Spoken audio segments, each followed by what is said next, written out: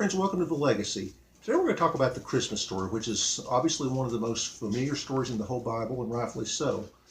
But a lot of times because of that familiarity, we can overlook the rich amount of material that is maybe lies just beneath the surface that gets kind of buried in the way we traditionally tell the story. In our last edition, I laid the groundwork by taking a look at Jesus' mother Mary and his virgin birth and how important that is to the gospel story. And if you haven't watched that, it would be a good idea to go back and refresh yourself on it. But today we're going to look at the very fascinating and diverse group of people that were involved in the Christmas story. As we pick up Mary and Joseph, who, as we previously discussed, were both the descendants of King David, were called back to the city of David, of Bethlehem, to take part in the Roman census. The name Bethlehem means house of bread, and it was about 100 miles from Mary and Joseph's hometown of Nazareth. So that would have been a very long and difficult journey, especially given the fact that Mary was very pregnant. And to make matters worse, once they got there, there was no room in the boarding house or the inn for them.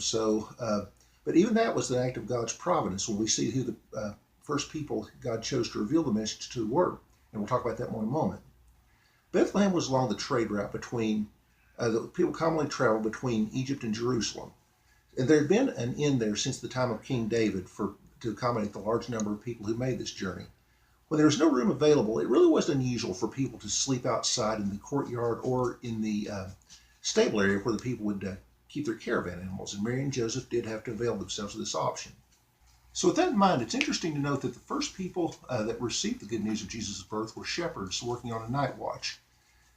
But an often overlooked prophecy lets us know that these were no ordinary shepherds. The Book of Micah, chapter 4, verse 8, foretells that the Messiah would be revealed from the Migdol Eder, or the Tower of the Flock, which was a watchtower near the area where the lambs for the Jewish Passover ceremony were kept. So the shepherds responsible for these special lambs were the first ones called to see the one who would be our true Passover lamb. Isn't that powerful?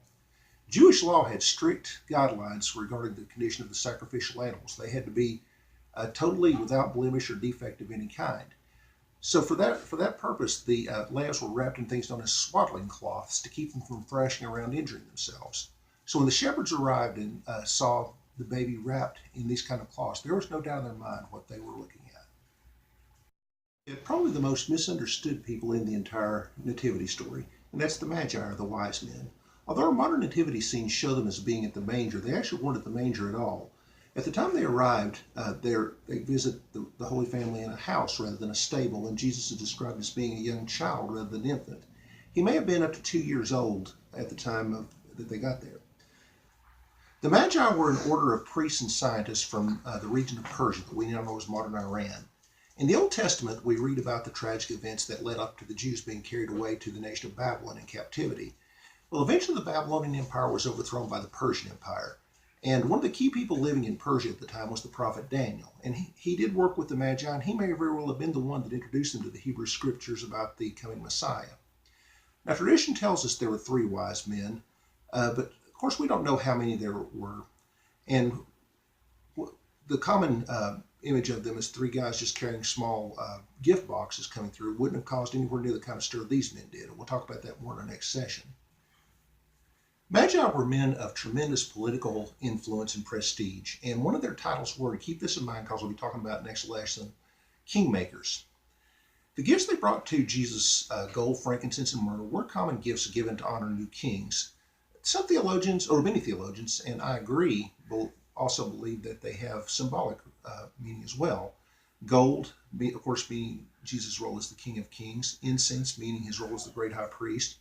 And myrrh was a perfume made of the gum of various trees. It was used, among other things, to anoint the dead for burial, which obvious symbolism there as well.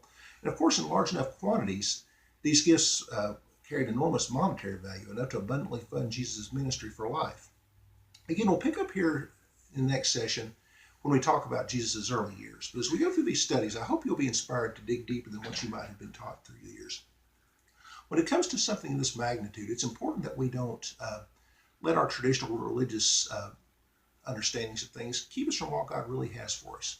So we'll hope you stay with us on the studies. Of course, like and subscribe to our channel and tell your friends. In the meantime, keep it real.